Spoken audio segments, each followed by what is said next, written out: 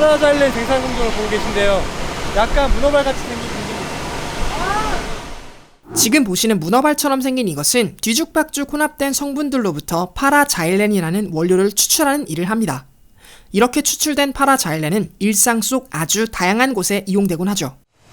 좀 더 가야 돼요. 좀 더 가야 돼요. 저 앞에 보면 노래방 마이크 2개가 보이죠? 네. 그리고 이곳은 폴리프로필렌이라고 불리는 합성수지를 만들고 있는 곳입니다. 역시나 폴리프로필렌도 일상 속 아주 다양한 곳에서 찾아볼 수 있죠. 이러한 공정들이 오늘날 우리의 생활을 이롭게 할 수 있었던 그 이면에는 20세기 초 유기화학을 연구했던 화학자들의 눈부신 성과에 있었다는 것을 조금만 들여다보면 우리는 금방 알 수 있습니다. 그 이야기를 알아보고자 합니다.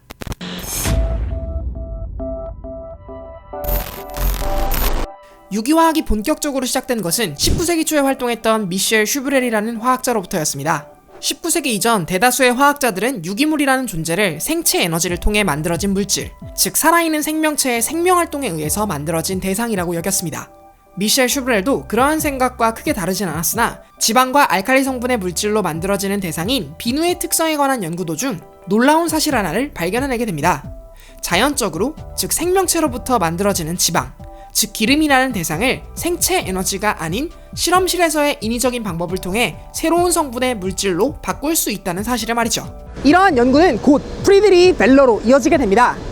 유기물을 실험실 환경으로부터 새로운 물질로 바꿔낼 수 있다면, 그럴 수 있다면 그 역도 가능하지 않을까? 그는 유기물이 아닌 물질, 즉 무기물이라고 불리는 물질로부터 유기물을 만들어내고자 하는 아이디어를 구현해내기 위해 노력하였고, 끝내 1828년 시안산 암모늄이라고 불리는 물질로부터 오줌의 주성분으로 알려져 있는 유기물인 요소를 합성해냄으로써 무기물로부터 유기물을 합성해낼 수 있다는 사실을 증명해내게 됩니다. 이를 우리는 벨러 합성이라고 부르고 있으며, 세상은 이 시점으로부터 유기물에 관한 정의를 새로 쓰게 됩니다. 탄소를 축으로 하고 있는 분자들로 구성된 물질, 이것을 우리는 유기물이라고 부르게 된 것입니다. 이후 유기물에 대한 연구, 즉 탄소가 어떻게 배열하고 있는지에 따라 어떠한 특성이 나타나는지에 관한 연구가 진행되고 있을 즈음 몇몇 화학자들에 의해 실험으로부터 우연한 발견들이 등장하기 시작하게 됩니다. 1856년 영국의 화학자 윌리엄 퍼킨경은 말라리아의 치료제로 이용되고 있는 퀴닌 분자를 연구하던 도중 우연히 보라색의 염료, 즉 염색약을 만들어내는 데 성공하게 되었고, 이는 다양한 염색약들의 등장으로 이어지게 되었죠. 이를 통해 유기물과 유기물 사이에 적절한 효소를 이용하면 유기물의 특성과 구조를 바꿀 수 있다는 아이디어를 이전보다 명확하게 이뤄낼 수 있다는 사실을 화학자들은 깨닫게 됩니다. 그리고 이러한 우연의 발견들 중 유기화학의 역사 전반에 걸쳐 아주 커다란 영향력을 지닌 발견이 앞선 염색약의 발견 후 2년 만에 독일에서 일어나게 되는데요. 이 발견을 일으켜낸 과학자가 바로 19세기 독일의 화학자 아우구스트 케쿨레입니다. 케쿨레는 헨트 대학에서 교수로 활동하면서 유기화학이 연구하는 대상, 즉 여러 탄소화합물에 대해 연구하였습니다. 동식물의 사체 또는 여러 유기물질로부터 발생되는 탄소를 추출할 때 나타나는 여러 종류의 탄소화합물들을 통해 그는 탄소가 다른 원소들과 결합할 수 있는 다리가 4개라는 사실, 즉 탄소의 원작가가 4라는 사실을 알아낼 정도로 탄소화합물에 관한 연구에 심취해 있었습니다. 그러나 사실 이 탄소화합물들 중 케쿨레를 가장 흥미있게 만들어주었던 대상은 당시까지만 해도 잘 알려지지 않았던 물질인 벤젠이었죠. 케쿨레는 문제에 봉착할 수밖에 없었습니다. 대체 이 벤젠이라는 녀석은 어떻게 탄소와 수소가 정확하게 1대1 비율로 결합하면서도 자신의 형태를 유지할 수 있는 걸까? 이는 스스로가 제시한 탄소의 원작가가 4개라는 가설에 도저히 맞지 않았습니다. 그러던 중 아주 놀라운 경험을 하게 됩니다. 이 문제를 골똘히 생각하고 있던 어느 날, 그는 꿈속에서 꼬리를 물고 있는 뱀, 즉 연금술을 대표하는 바로 그 상징자인 오우보로스를 보게 되었고, 만약 탄소 체인들이 오우보로스처럼 꼬리에 꼬리를 물고 있으면서 그 결합 방법이 기존 탄소들과는 다른 방식을 취한다면, 그렇다면 벤젠이라는 구조를 합리적으로 설명할 수 있지 않을까? 라는 생각을 말이에요. 바로 이 우연한 꿈속의 아이디어로부터 탄생한 합리적인 결론에 의해서 드디어 벤젠 고리의 구조가 규명되게 되면서 이후 벤젠 고리에 탄소가 어떻게 붙어있는가에 따라서 벤젠, 톨루엔, 그리고 자이렌이라는 새로운 물질들 또한 밝혀지게 됩니다. 이 벤젠 꼬리가 포함된 분자들을 우리는 향을 만들어내는 친구들이라는 의미에서 아로마틱, 방향족이라고 부르게 됩니다. 하지만 이는 벤젠과 톨루엔이 강한 향을 발생시키기 때문에 붙은 이름이고 오늘날의 유기화학에서는 방향족을 향이 나는 친구들이라고 분류하지 않는답니다.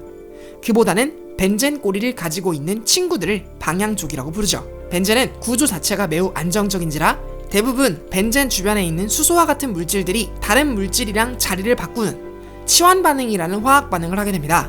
탄소 하나와 그 외 자리에 수소가 붙으면 톨루엔, 다른 곳에 또 붙으면 자이렌이 되지요.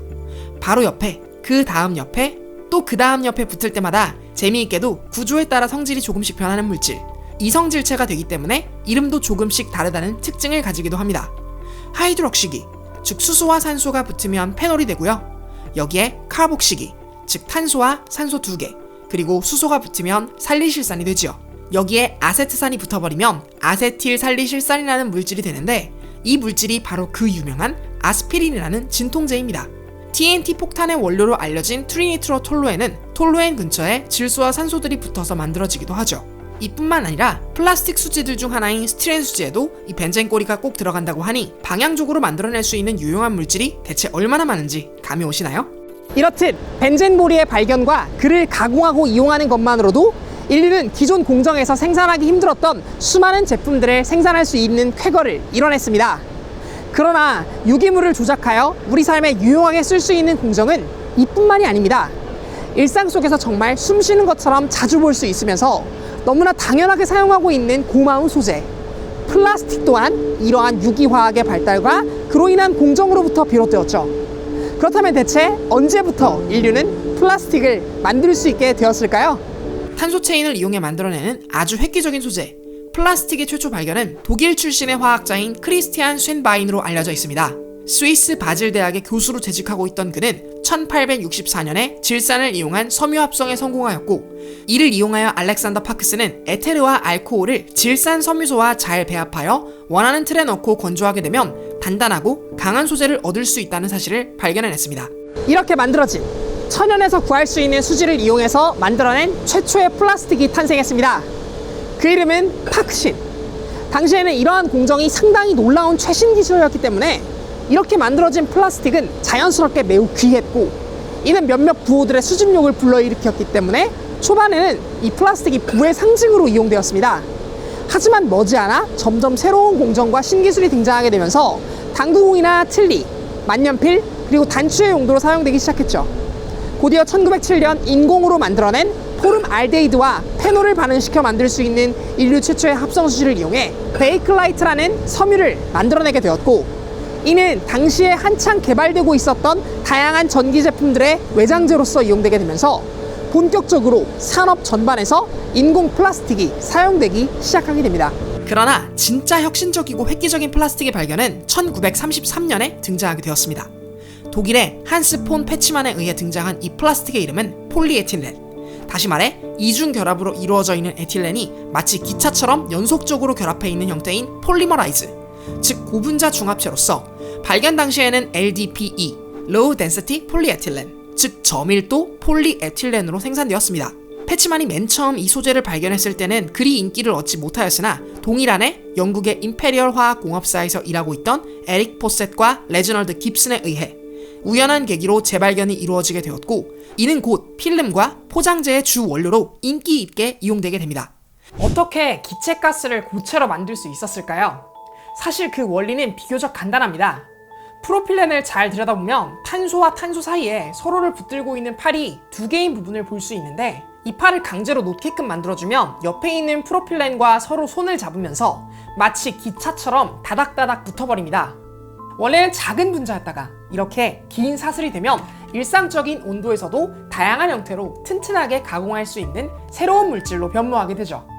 이처럼 프로필렌과 같은 유기물들을 의도적으로 변화시켜 새로운 물질을 얻어내는데 커다란 영향을 준 학문인 유기화학의 탄생은 인류사에서도 손에 꼽을 수 있는 위대한 발견들 중 하나입니다.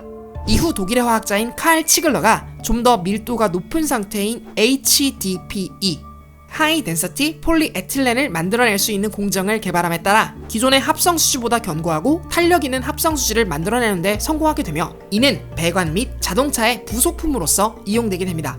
이후 플라스틱은 좀 더 다양한 종류의 기본 구조, 다양한 중합체로서 그 모습이 드러나게 됩니다. 1934년 프리드리 바이어 앤 컴퍼니에 의해 나타난 폴리우레탄, 1939년 IG 팔벤사에 의해 개발된 에폭시, 1950년대 줄리오 나타에 의해 고안된 폴리프로필렌, 렉스 와인필드와 제임스 딕슨에 의해 고안된 페트 등 수많은 유기화학적 방법을 이용해 새로운 중합체 소재들이 탄생하게 되었고, 이는 곧 단열재, 수영복의 소재, 항공기의 소재, 기계의 부품, 페트병 등 일상 속 수많은 플라스틱 제품에 응용되고 사용되게 됩니다. 최근에는 중합체가 가지고 있는 최대 단점인 생분해성, 즉 생물에 의해 분해가 잘 일어나지 않는다는 단점을 극복한 생분해성 플라스틱 또한 증가하고 있는 추세이죠. 그렇다면 여러분, 궁금한 게 있어요.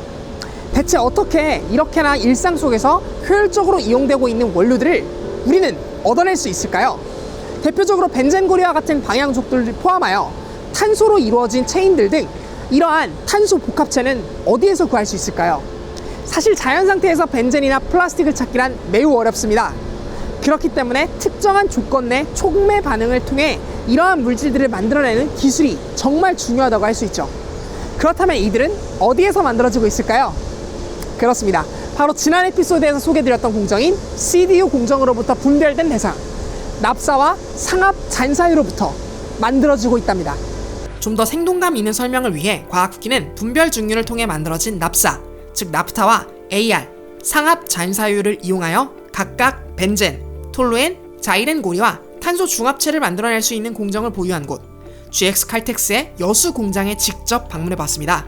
기술팀에서 근무하고 계신 전문가분들과 함께 납사가 어떻게 방향족이 될 수 있는지, 또 어떻게 탄소 중합체를 만들어낼 수 있는지 함께 들여다보도록 할까요? 가장 메인은 플라스틱, 플라스틱, 또 하나는 휘발유.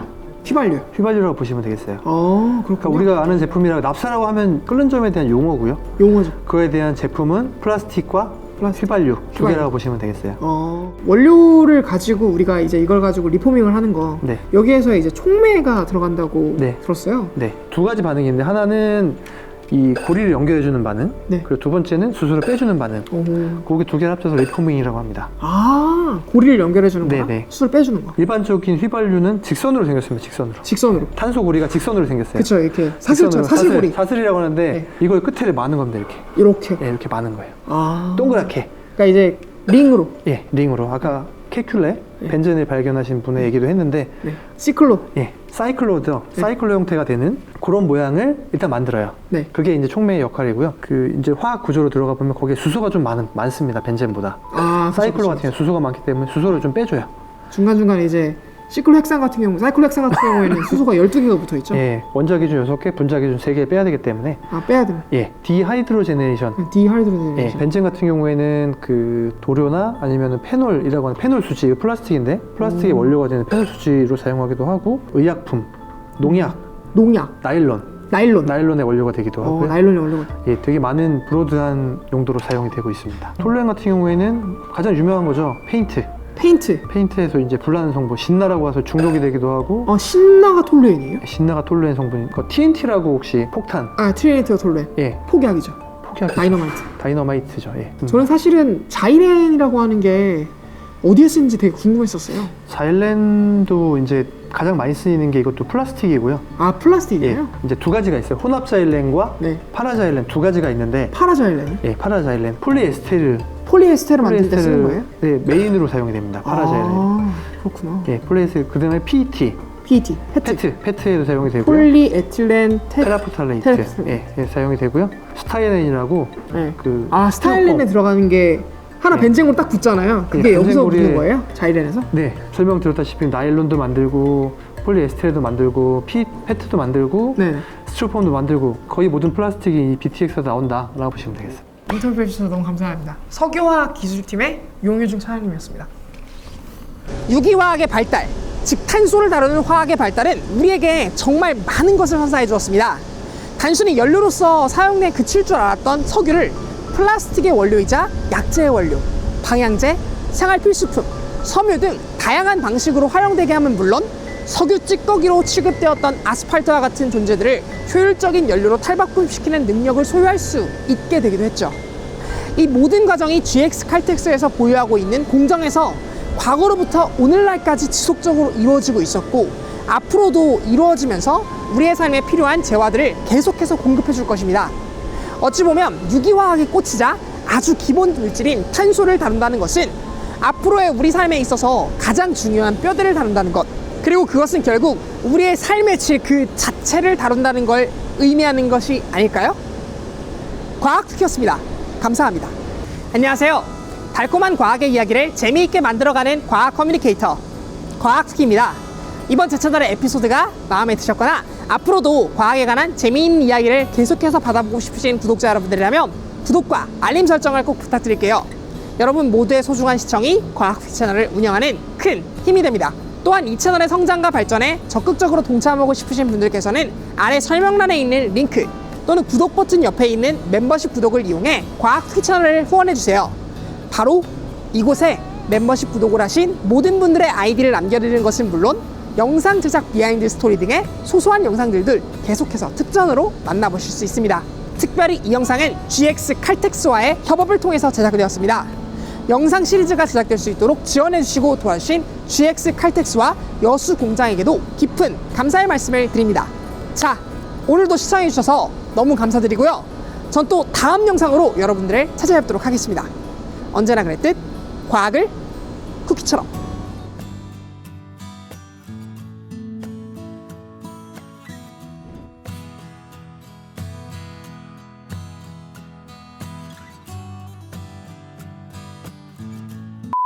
또 하나 차이가 있다면 BTX 말고 나오는 게 하나 더 있어요. 어떤 게죠? 이제 열분해를 하게 되는데 이제 네. NCC라는 공정이 있습니다. NCC요? NCC는 어떤 거죠? 납사 크래킹. 네, 납사를 깨부신. 네, 열로 깨부시는 건데 그거 같은 경우에는 이제 폴리에틸렌을 만드는 에틸렌. 그다음 폴리프로필렌을 만드는 프로필렌이 나옵니다. 그러니까 이제 이중결합을 가지고 있는 탄소 두 개랑 예, 탄소 이중결합을 가지고 있는 탄소 세 개. 세 개. 이거는 BTX랑 별개로 따로 만들고 있죠. 이렇게. 그거 같은 경우에 이제 저희 회사에서는 지금 건설을 하려고 네. 지금 땅 부지 닦고 설계를 지금 진행하고 있어요. 그렇군요. 네, 그래서 아마 지금 정유회사이지만 네. 이제 플라스틱 회사가 되지 않을까. 점점 이렇게 변모하지 않을까.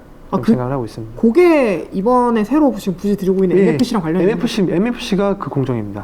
그렇군요. 그러니까 GSC에 맞는 NCC가 MFC라고 보시면 되겠어요. 오.